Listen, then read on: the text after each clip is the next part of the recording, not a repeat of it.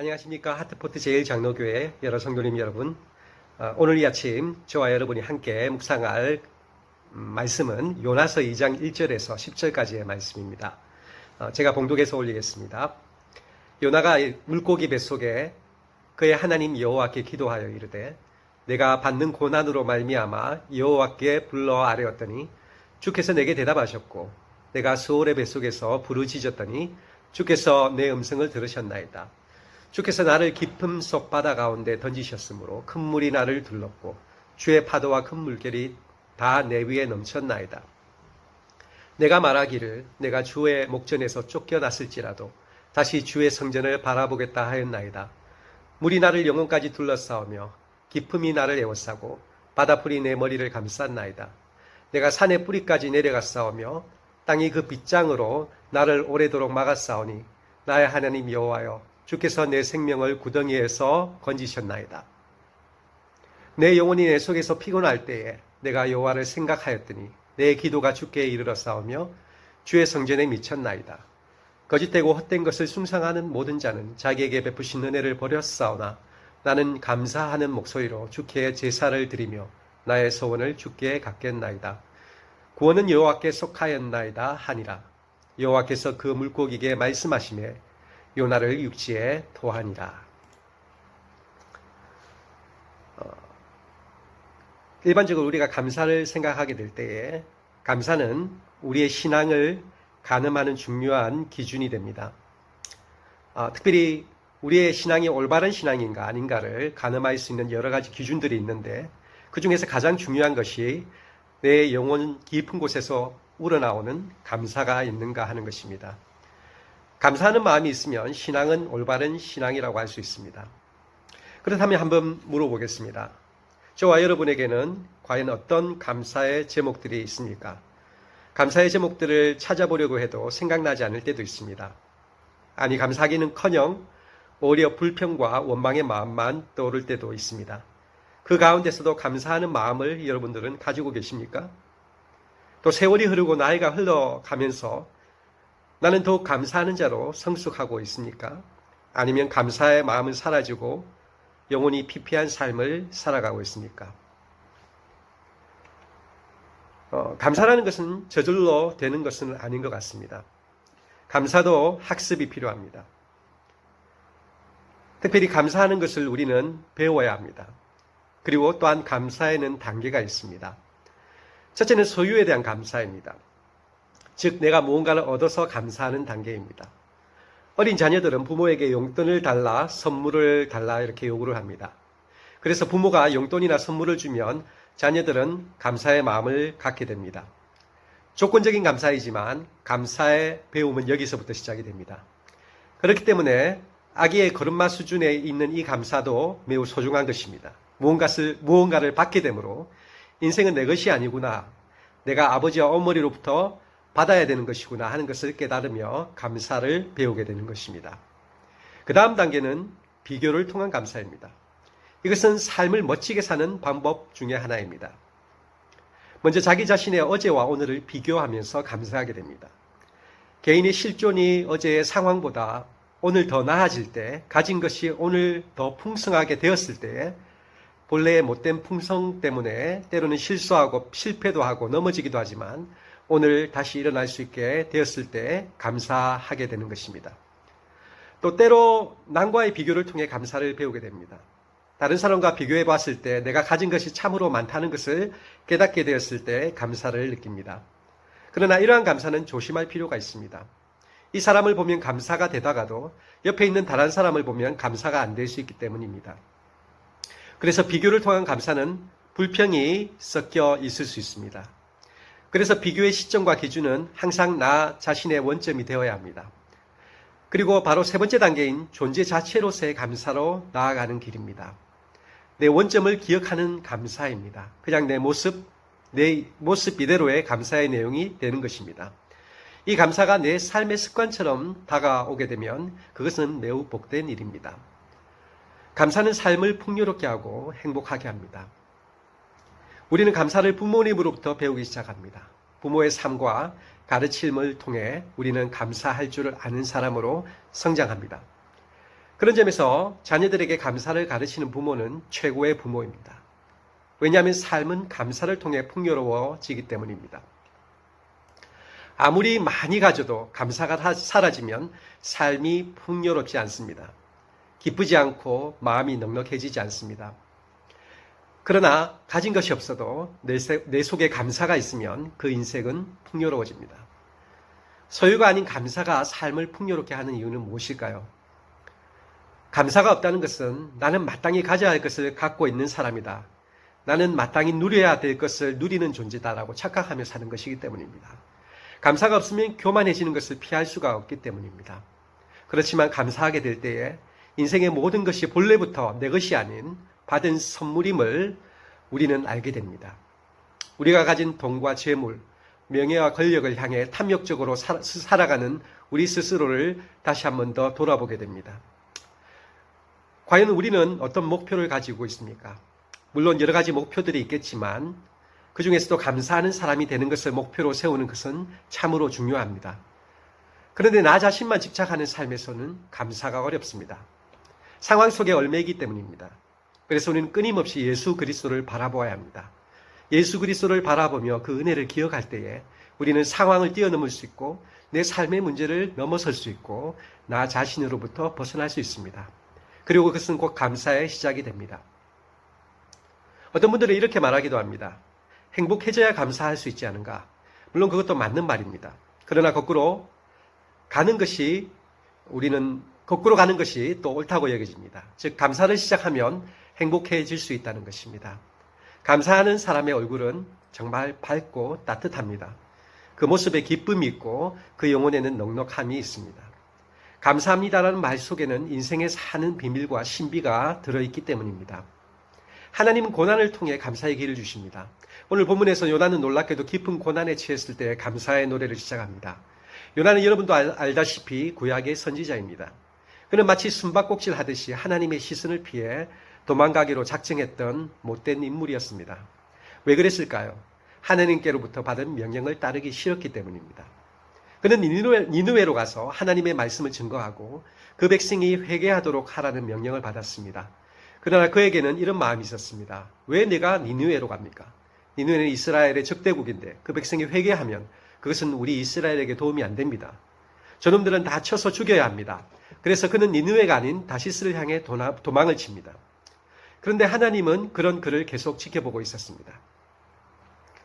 요나서 1장 17절에 보면 여호와께서 이미 큰 물고기를 예비하사 요나를 삼키게 하셨으므로 요나가 밤낮 3일을 물고기 뱃속에 있느니라.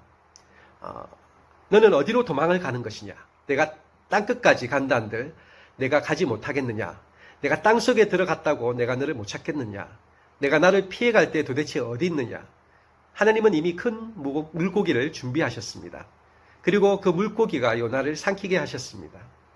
하나님께서는 도망가는 요나를 추적하셔서 그에게 다시금 감사의 길을 주시려는 것이었습니다. 하나님은 그가 새로운 사명을 깨닫고 자신의 인생은 하나님의 손안에 있다는 사실을 다시 기억하며 영혼의 기쁨을 되찾게 되기를 원하셨습니다. 요나가 다시 감사의 기도를 드리게 된 것은 바로 이 고난으로부터입니다. 본문 1절과 2절을 보면 요나가 물고기 뱃속에서 하나님께 기도했다고 기록되어 있습니다. 고난에 들어가니까 기도가 시작된 것입니다. 참 이상하지 않습니까? 우리는 고난에 들어가지 않으면 기도를 잘 안 합니다. 고난에 들어가지 않으면 실제로 내 인생에 지금까지 얼마나 감사들이 있었는지 하나님께 찬양 드릴 수밖에 없는 인생인 것을 깨닫지 못합니다. 그래서 하나님은 종종 우리 인생을 뒤흔드십니다. 잘 나갈 때 감사하지 않고 오히려 교만해지고 완악해지는 우리를 바로잡기 위해서입니다. 본문의 요나도 마찬가지였습니다. 그는 고난 가운데 비로소 하나님을 구하게 됩니다. 이르되 내가 받는 고난으로 말미암아 여호와께 불러 아뢰었더니 주께서 내게 대답하셨고 내가 스올의 뱃속에서 부르짖었더니 주께서 내 음성을 들으셨나이다. 스올의 뱃속은 곧 지옥의 뱃속이라는 뜻입니다. 즉 이 말은 고난의 현장이라는 것입니다. 그는 고난 속에서 하나님을 다시 깨닫게 되고 하나님을 발견하게 되고 하나님의 이름을 부르게 됩니다. 물고기의 뱃속에 들어간 것이 곧 구원의 시작이 된 것입니다. 따라서 고난은 하나님을 만나는 축복의 자리입니다. 여러분, 고난이 구원의 시작입니다. 우리가 지금 당하고 있는 어려움과 슬픔이 우리를 향한 하나님의 구원의 역사의 시작입니다. 고난은 우리를 멸망시키려는 것이 아니라 우리를 정금같이 단단하고 더욱 빛나게 하기 위한 하나님의 은혜의 자리입니다. 지금까지 인생의 항로에서 우리는 얼마나 많은 외로운 밤을 지냈습니까? 고통스러운 질병을 겪기도 하지 않았습니까? 그리고 또한 얼마나 극심한 가난 가운데도 있어 보았습니까? 얼마나 많은 환난과 역경이 있었습니까? 때로는 사람들이 나를 잘못 이해해서 누명을 쓰기도 하고 그 억울한 마음에 눈물의 밤을 보낸 적도 있지 않습니까? 실패하고 좌절해서 비통하고 탄식했던, 믿었던 친구가 나를 버리고 배신했던 그 밤의 터널을 여러분은 지나지 않으셨습니까? 바로 그때 그 고통 속에서 하나님께 기도할 때에 하나님께서는 우리에게 찾아오지 않으셨습니까? 결국 그 고난이 구원의 시작임을 알게 되지 않았습니까? 요나도 그 사실을 깨닫게 된 것입니다. 깊은 바닷물 속에 빠진 것 누구의 잘못도 아니다. 바로 내 잘못이다. 그런데 하나님은 나의 이 잘못을 가지고 가까이 나를 찾아오고 계셨구나. 요나는 새로운 깨달음을 통해 하나님께 감사의 기도를 드리게 됩니다. 요나는 주님의 파도와 주님의 물결이 자신을 둘렀다고 이야기합니다. 이제는 단순히 그냥 파도가 아닙니다. 단순한 고난이 아닙니다. 하나님께서 나를 세우시기 위한 하나님의 고통입니다. 요나는 그 사실을 알게 된 것입니다. 무려 3일 동안 그는 물고기 뱃속에서 어둠 안에 기다리게 됩니다. 더 이상 새로운 가능성이 보이지 않고 포기하고 싶은 시간이었을지도 모릅니다. 인간적으로는 모든 것이 끝났다고 여겨지는 절망의 시간이었을 것입니다. 하지만 그것은 하나님께 모든 것을 맡기는 시간이었고 그랬을 때 찾아오시는 하나님을 만나는 순간이었습니다. 요나는 그 고통과 아픔의 자리가 바로 자신의 인생의 역전의 자리가 되었습니다. 오랫동안 나를 막았으나 이 세상의 장애와 고통이 나를 억압했으나 결국 하나님이 나를 구원하셨다는 것입니다. 고난의 자리에서 구원을 경험하게 된다는 것입니다. 시편 119편 67절에 이런 말씀이 있습니다. 고난 당하기 전에는 내가 그를 행하였더니 이제는 주의 말씀을 지키나이다. 고난을 당하기 전에는 내 속에 감사가 없었으나 고난을 통해 감사를 회복하게 되었다는 것입니다.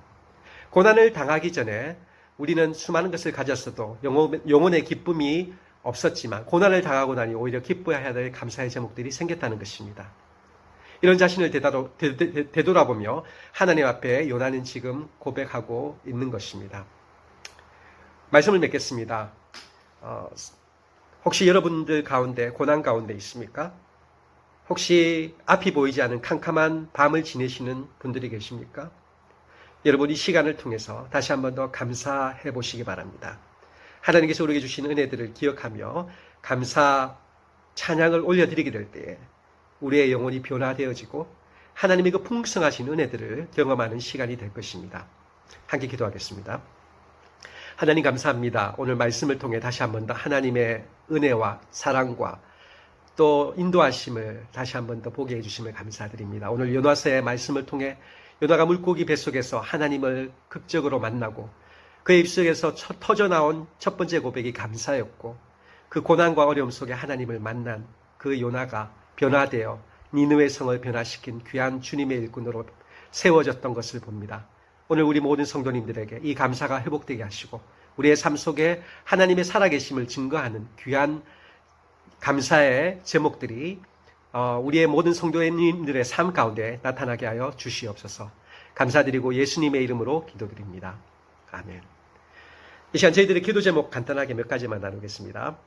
첫 번째는 저희들이 계속 진행하고 있는 교회 개척 사역을 위해서 기도해 주시기 바랍니다. 우리가 지금 두 군데 교회 개척 사역을 하고 있는데 한 군데는 옥냐떠이 그리고 하나는 뿌렉트머이 이름이 조금 어렵지만 여러분 이 교회 이름을 기억해 주시고 이 교회에 나오는 모든 성도님들이 하나님의 말씀으로 세워져 나가고 건강한 교회로 성장할 수 있도록 기도해 주시기를 바랍니다.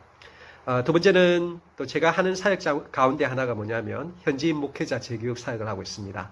지금 캄보디아에 많은 이란들이 들어와 있고 교회를 어지럽히고 있기 때문에 교회 리더들이 하나님의 말씀 위에 바로 세워져야 됩니다. 그래서 그 사역을 위해서 제가 시골 지역을 다니면서 교회 목회자들을 모아서 하나님의 말씀으로 양육하는 사역을 하고 있습니다. 그래서 이 사역을 통해서 많은 캄보디아 목회자들이 말씀을 통해 변화되어질 수 있도록 기도해 주시고 마지막으로 저희 가족을 위해 기도해 주시기 바랍니다. 저희 가족이 늘 항상 하나님과 동행하고 특별히 영적으로 육체적으로 늘 강건할 수 있도록 기도해 주시기를 부탁드립니다. 감사합니다.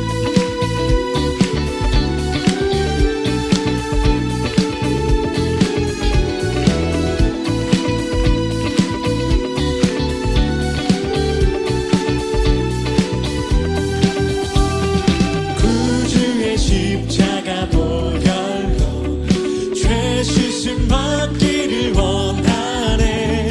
내 죄를 씻으신 주님을 찬송합시다.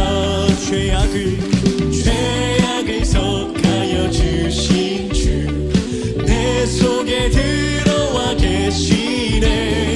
십자가 앞에서 주님을 찬송합시다. 찬송합시다. 찬송합시다. 내 죄를 씻으신 주님을 찬송합시다.